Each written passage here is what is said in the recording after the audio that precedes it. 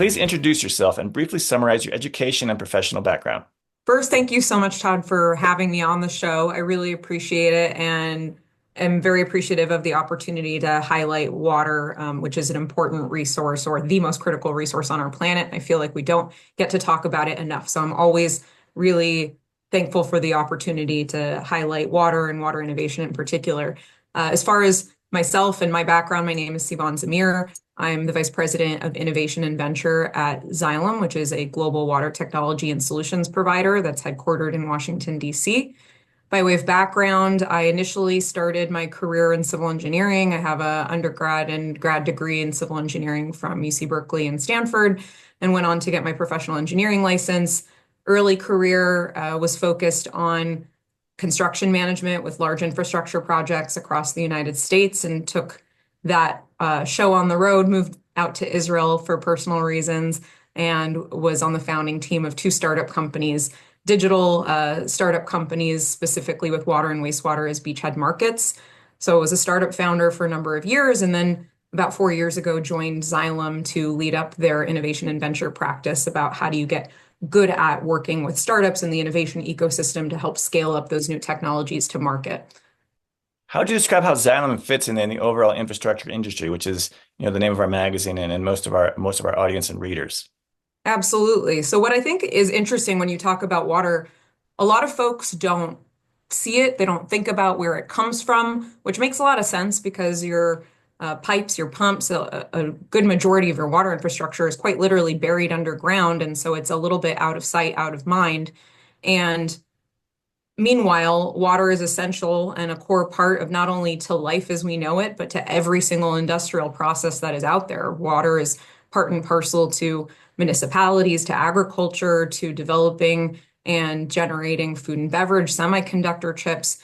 It's a part of every single thing that we do. And so what I like to tell folks when you think about water, water is not the technology. It is either an end market or it is a critical resource in an end market, and it requires every single type of technology to be applied to it. So things like mechanical, your pipes, your pumps, your valves, all the way through treatment, biological and chemical treatment, up through analytical instrumentation, electronics, and all the way up through software and sophisticated cybersecurity and artificial intelligence implementation. So there's this whole array in the world of, engineering and technology that gets applied to the water sector and then to all of the industrials that we serve and work with. So I'm pretty familiar with Xylem and what it does for the industry, but not so much of the innovation labs and the venture part. Can you elaborate a little bit more on those specifics? Xylem Innovation Labs is the team that I lead, and it is our corporate innovation and venture group, which is essentially we have a large number of engineers and research and development teams in-house at Xylem. But in addition to that, we also need to make sure that we are connecting with the outside world and that we're acting as a channel to market and a collaboration partner for innovators globally that can help them scale their solutions and make the impact that they're intended to make in the market. And so what Xylem Innovation Labs does is work hand in hand with the rest of the Xylem business to understand where are our opportunities to develop things in-house and where do we really have good opportunities to develop things externally. And what we do is work together. It's a global team. We've got folks all the way from California and Oregon to the East Coast of New York to England to India. So it's really a global remit. And we work hand in hand with all of our businesses to scout and look at what are the most exciting startups that are out there, what's happening on the university research front, how can we partner with venture capital firms, and how do we bring that technology in Xylem's scale and reach to help scale it, and then also benefit from the innovativeness and the entrepreneurship of those partners. What are some of the kind of the interesting and fun aspects of that kind of venture differences that you enjoy?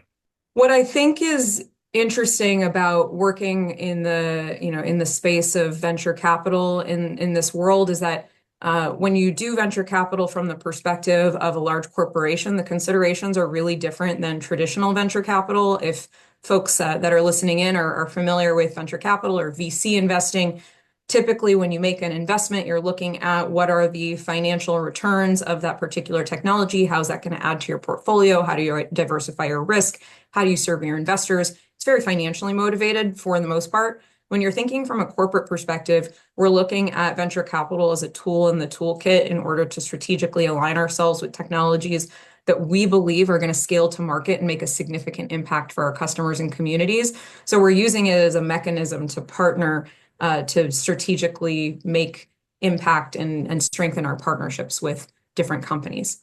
So it's the same tool, but a different mechanism and a different end goal.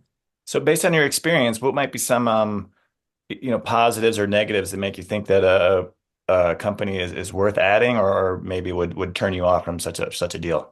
It's a good question.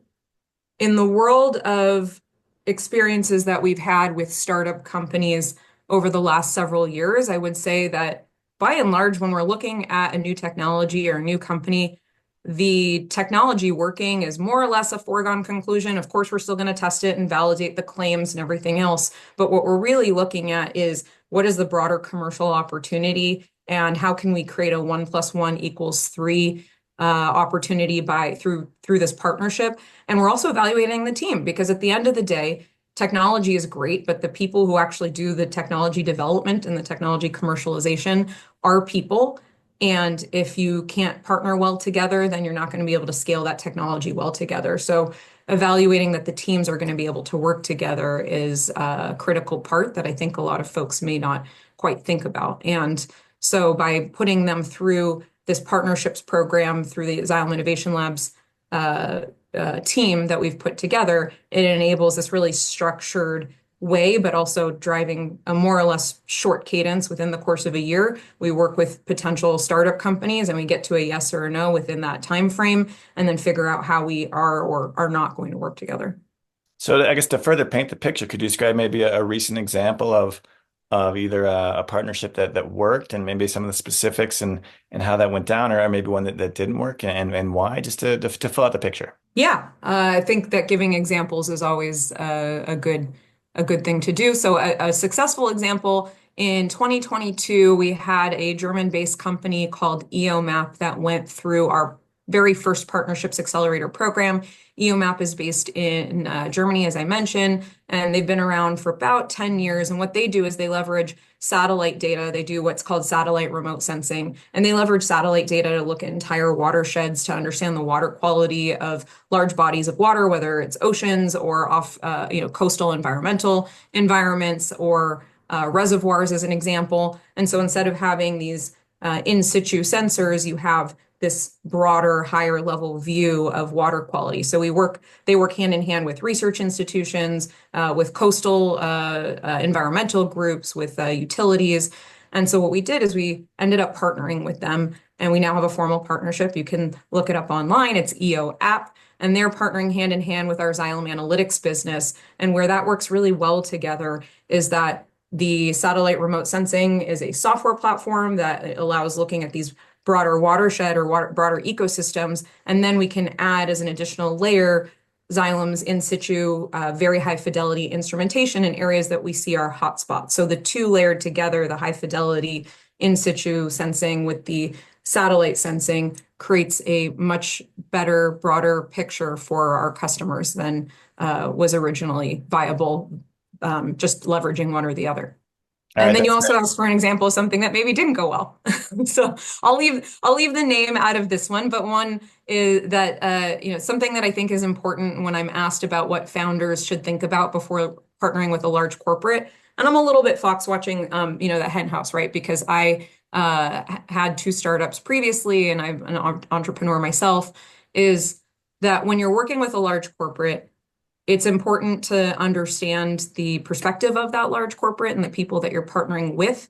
And so typically what you'll see a large corporate interested in doing is leveraging its existing channels and reach to scale different new technologies to market, while the startup then goes and looks for additional interesting and unique applications and continues to develop out the business versus the opposite. And I've been in a few instances where the startup has this expectation that they'll continue to develop out the core business, and the large company will be the one to take on those niche applications, whereas it's quite the opposite. So just that kind of understanding is something that's important when you're working with a large company.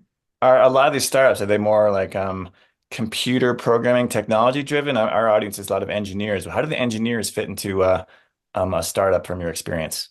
So the technologies that we work with, there's a very broad spectrum. And I would say, for example, uh, anything along the lines of anything from treatment. So we've worked with startup companies that are doing, for example, algae-based wastewater treatment, where you're using different strains of algae to capture nitrogen and phosphorus, and then you could potentially capture that, upcycle it into fertilizer that gets sold and creates a new value stream with agricultural customers. So you've got treatment technologies. You've also got novel new sensors where that are sensing pathogens or sensing PFAS as an example. That's a big topic of emerging contaminants that has been in the news and being regulated quite severely over the last several years. And now it's ubiquitous, and we know that it's ubiquitous in all of our water sources. Not to use scare tactics, but and then all the way up to artificial intelligence. So there are different types of AI applications and just an endless number of them that I'm seeing come through of AI applications that we can use in the water sector, including educating and acting as a training tool for field service professionals that are out in the field to help support them as they are out and working on our water infrastructure. And so where engineers fit into that is Xylem Innovation Labs is a central corporate innovation and venture group, but we work hand in hand with all of the engineers and R&D folks across the entire organization to help evaluate these tools and then potentially scale them up again through our channels. How often do you come across like engineers leading a startup? Because I think a lot of people get into engineering as, they want to be an Yeah. engineer, work for an engineering firm, and don't really Mhm. consider a startup option. Do you come across that often, or is that as rare as I might think it is? We very often see founders that are spinning out their PhD or postdoctoral work into a startup company. So that is pretty typical to see an engineer or very technical person that is leading a startup and maybe the original entrepreneur, developer of the technology, and then they become the CEO.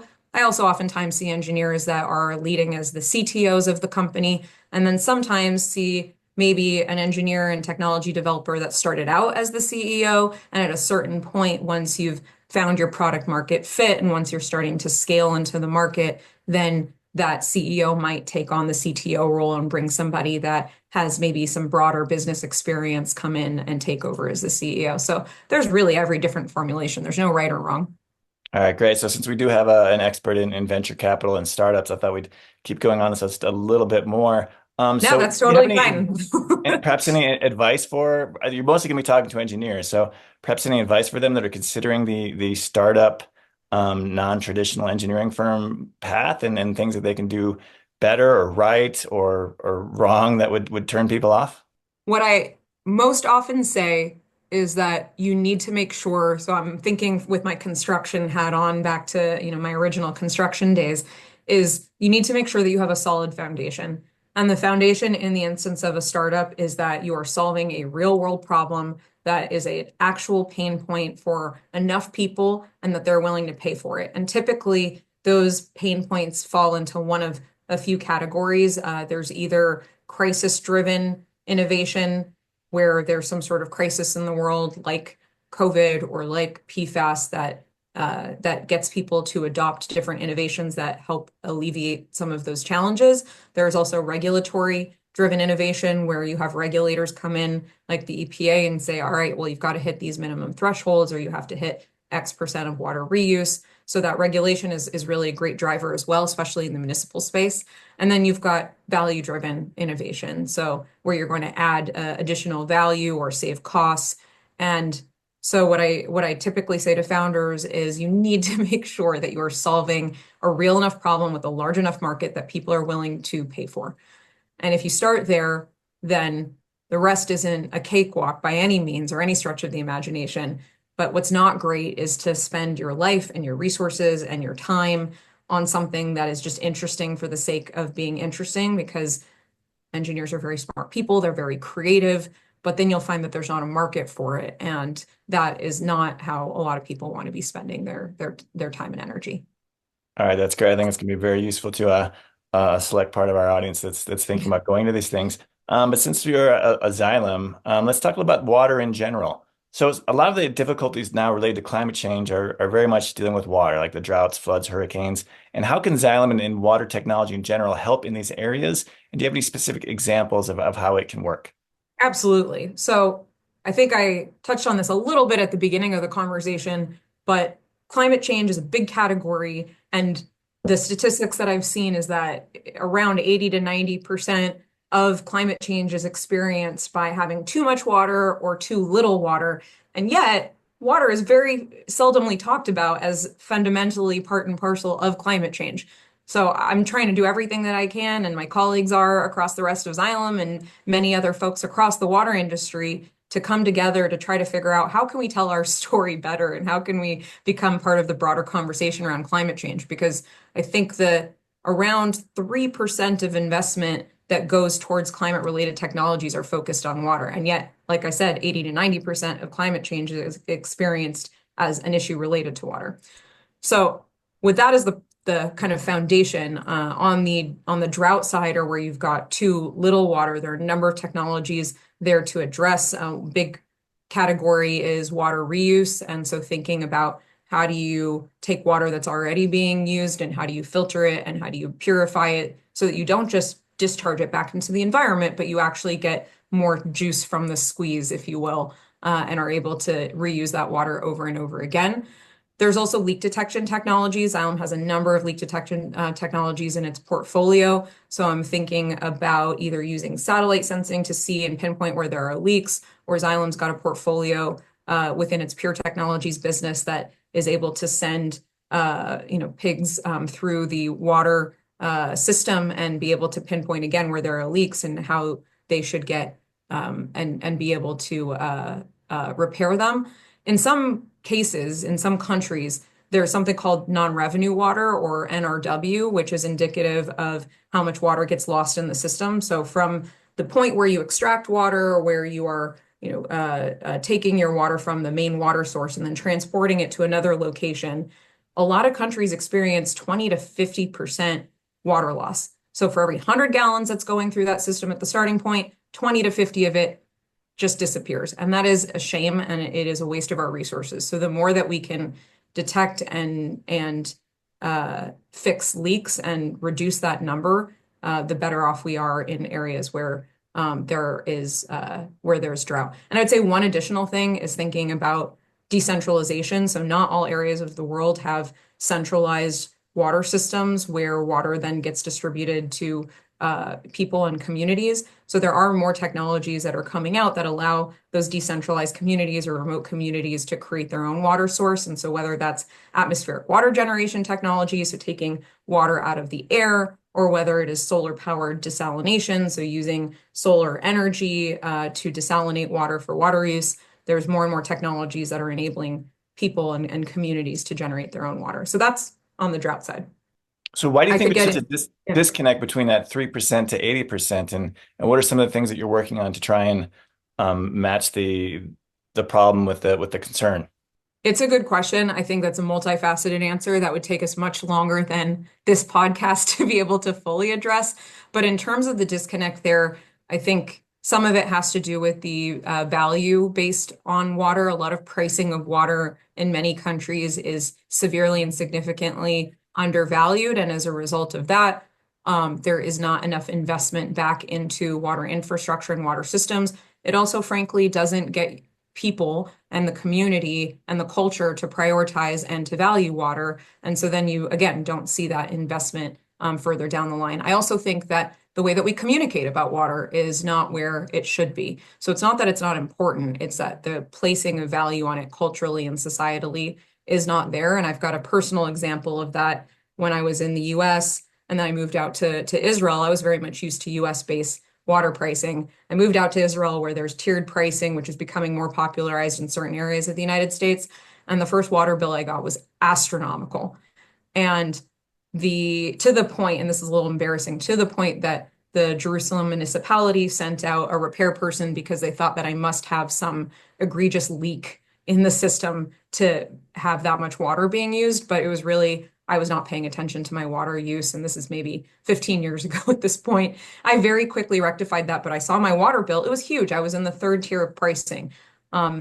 And so once I noted that, I changed my practices very quickly and my water use went down. It seems like that would be the simplest way to try and remedy some of these problems. What's the resistance to doing that? Well, there's also the other side of things in terms of having water equity and water access for everybody. And so water is also a fundamental human right. And so you don't want to price people out of being able to afford that fundamental resource that everyone needs. And so there is a balance there in terms of how things are priced. And again, that's why I said it would take more than just this podcast conversation to get to the crux of the issue. But there are lots of arguments to be made and lots of improvements that we can make. If you got time, I'd like to cover just one last kind of question on water resource Absolutely. recovery. Perhaps some of the ways that Xylem is working with utilities to recover more water from the system that previously was just, allowed to, go to waste out into the ocean or whatever. Resource recovery is an area that I think we're going to be looking at more and more. And I think this goes exactly back to what we were just talking about in terms of having the correct pricing around water and the cultural consideration around it, that it really is a resource and not just for water in and of itself, but once you've used the water and perhaps reuse the water again, then you now have wastewater that's been generated either by utilities or through industrial processes or through agriculture.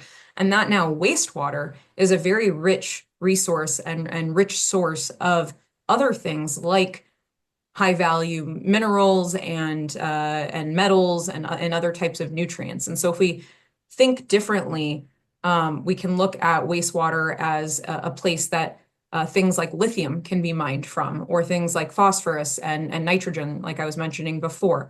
So we are looking at various different types of technologies that would enable us to leverage water as a actual resource to mine critical minerals, and then again, create an additional value stream. So I think that's going to be more and more important as we move forward. There's entire bodies of research, for example, looking at the brine generated from desalination and seeing how we can upcycle that brine into something viable, useful, creating value societally and otherwise.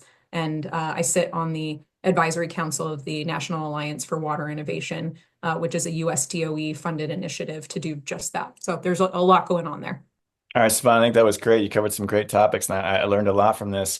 Before we go, is there anything you feel like you missed, particularly perhaps from your individual expertise in venture or innovation labs that our engineering audience really should know about? I think fundamentally, I mean, we really need to think about climate change and water change being one and the same. They really are one and the same, and it requires an all hands on deck type of approach where all stakeholder groups, the public, consulting firms, startup companies, large companies like Xylem, end users of water all need to work together collectively in order to not only elevate the conversation, but elevate the investment and the time and intention and importance around water. Because at the end of the day, it's the one limited resource that we have that we fundamentally cannot live without. So let's all work together on that.